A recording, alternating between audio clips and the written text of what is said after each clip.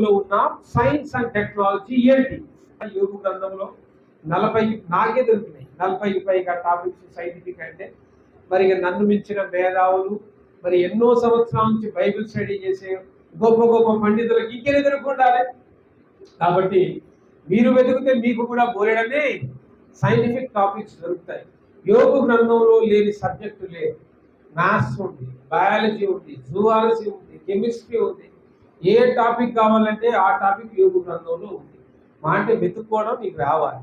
ఆహా, ఇదే సైన్స్, దాంట్లో ఉన్న జువాలజీ ఇదే, దాంట్లో ఉన్న మ్యాథ్స్ ఇదే, ఆల్జిబ్రా ఇదే, ఆల్గోరిథం ఇదే, క్వాంటమ్ ఫిజిక్స్ ఇదే అని మనకు అర్థం కావాలి. యోగు గ్రంథంలో ఇది అదే. కాబట్టి బ్రీఫ్ గా మీకు కొన్ని పాయింట్స్ మాత్రమే చెప్తాయి. చూడండి, యోగు గ్రంథంలో ఒక ఆస్ట్రో సైన్స్ ఉంటుంది.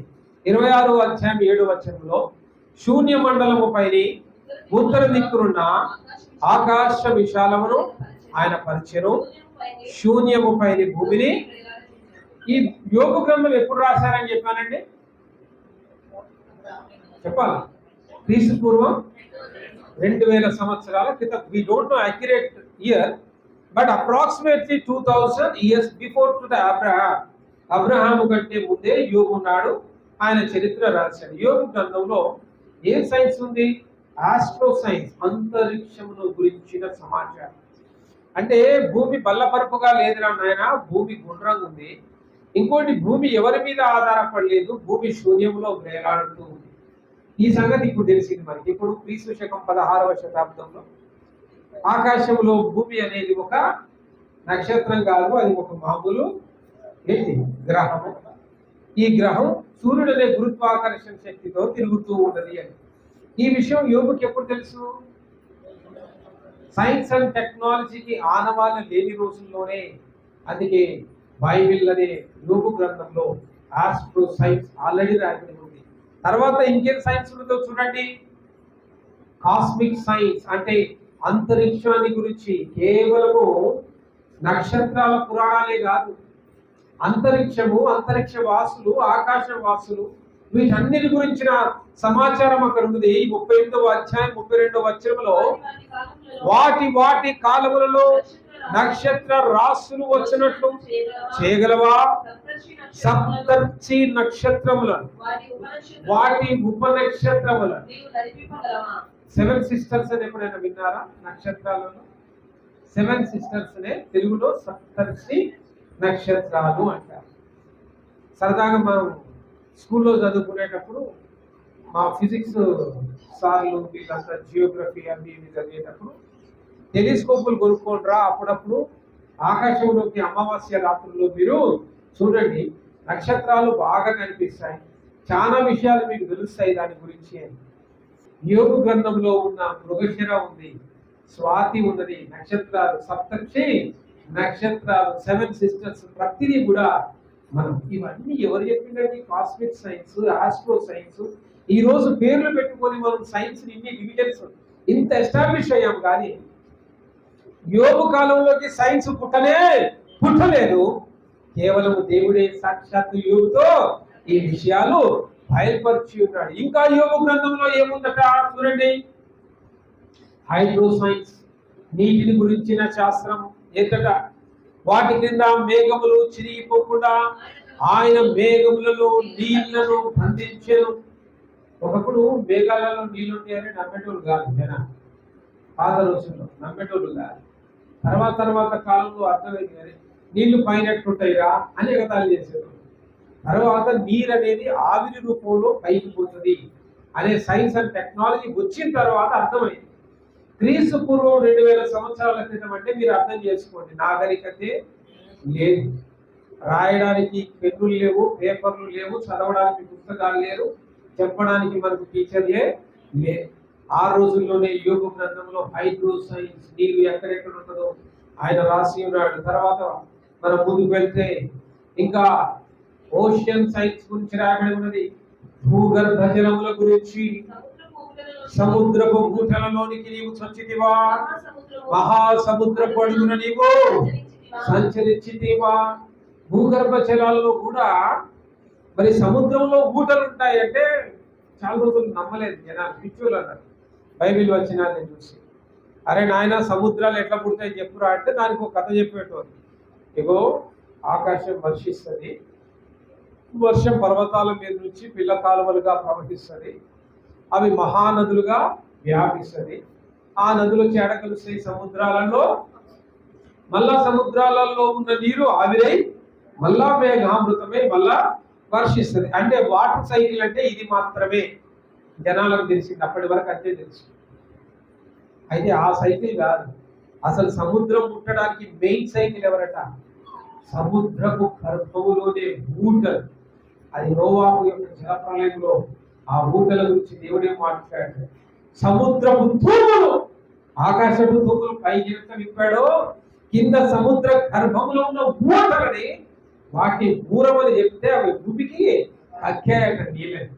అప్పుడు సముద్రాలంట ముగ్గాయి. అది సముద్రంలో నీరు రావడానికి మూల ఆధారం మేఘామృతమైన వర్షం కాదు, అసలు సముద్రంలో ఉన్న ఊట.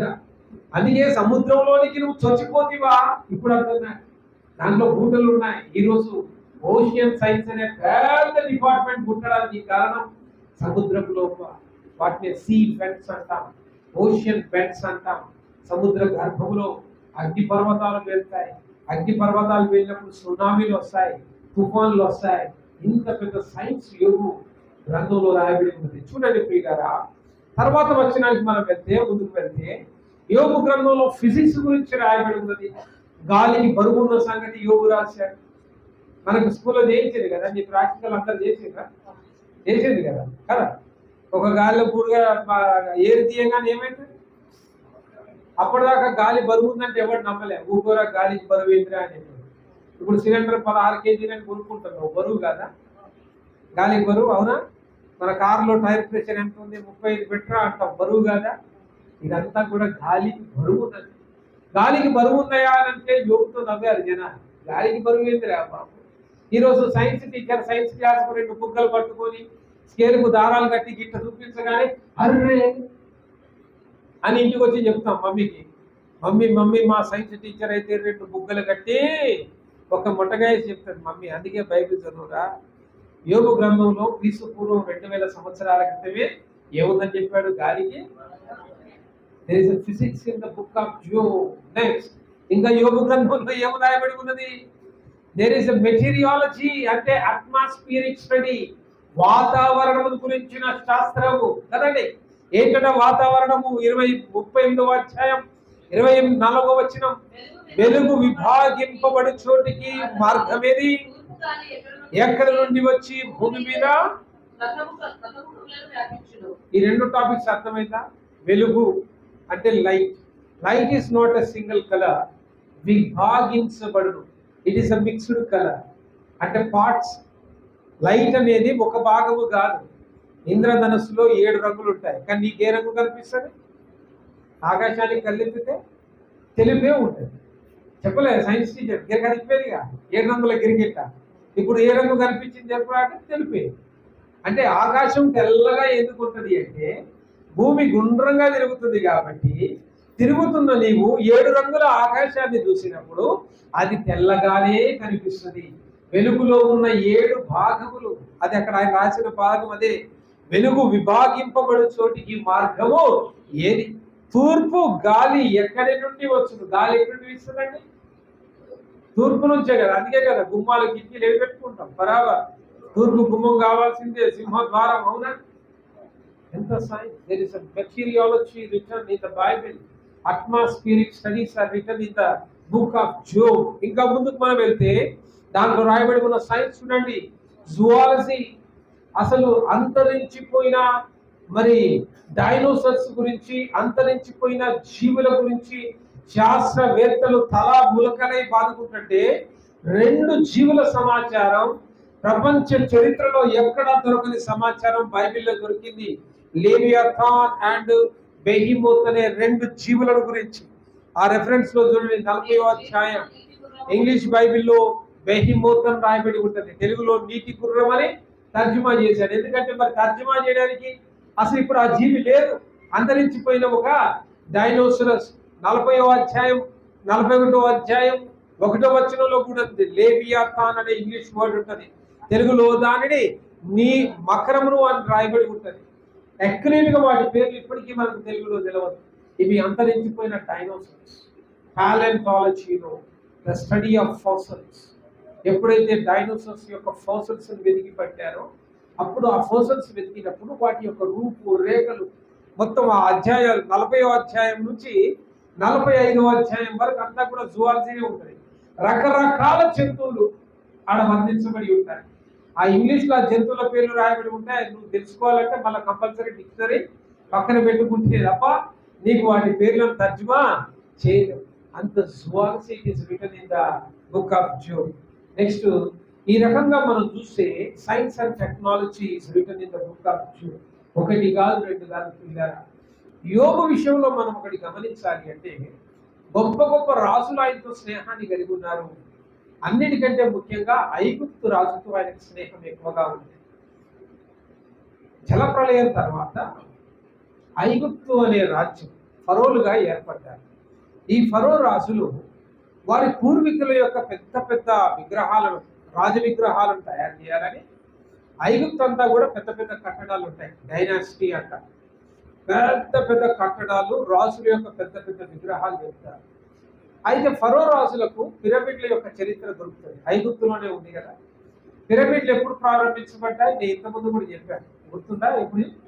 జలప్రళయానికి ముందు. పిరమిడ్లు ఎప్పుడు కట్టబడ్డాయి? జలప్రళయానికి ముందు.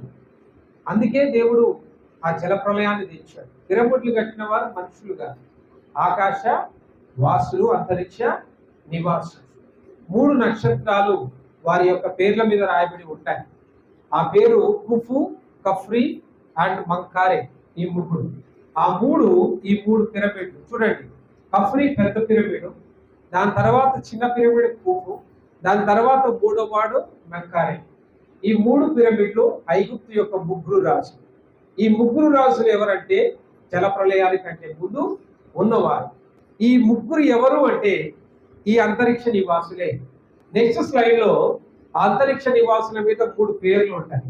అక్కడ యోబు గ్రంథము 9వ అధ్యాయం 9వ వచనములో ఆర్క్టూరస్, ఆరియన్ అండ్ ప్లెయిడిస్ అనే 3 నక్షత్రాల పేర్ల మీద, అంటే 3 నక్షత్రాలు 3 వివిధ లోకాలు, అంతరిక్ష లోకాలు. ఆ 3 అంతరిక్ష లోకాల నుంచి వచ్చిన అంతరిక్ష వాసులు, వాళ్ళ పేర్ల మీద ఆ పిరమిడ్లు కట్టబడ్డాయి.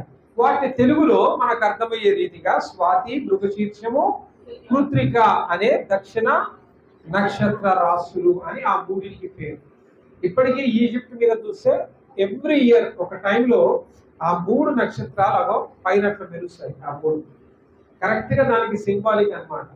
అంతరిక్ష జీవులు ఈ పిరమిడ్స్ కు యాక్సెసింగ్ జరిగేది. ఇదంతా ఒక ఆస్ట్రో సైన్స్, దాంట్లోకి వెళ్ళిపోతే మనకు దొరుకుతుంది. ఇప్పుడు మన టాపిక్ కాదు.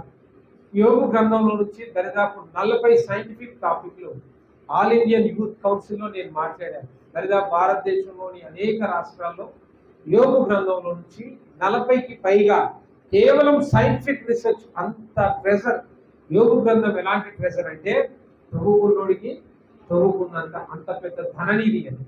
డబ్బు కాదు కానీ నీకు అంత జ్ఞానం దొరుకుతుంది. అలాంటి జ్ఞాన గ్రంథం యోగు. ఇలాంటి ఆస్ట్రానమర్ యోగు. యోగు ఎవరంటే ఆస్ట్రానమర్, అంటే ఆ రోజుల్లోనే అంతరిక్షముల గురించిన పరిశోధన చేయగలిగిన మహాజ్ఞానము యోగుకు ఉన్నది. కాబట్టి అట్టి జ్ఞానమును బట్టి చుట్టుపక్కల ఉన్న రాజులందరూ కూడా యోగుతో మంచి స్నేహాన్ని, పరిచయాన్ని కలిగి ఉండేవారు.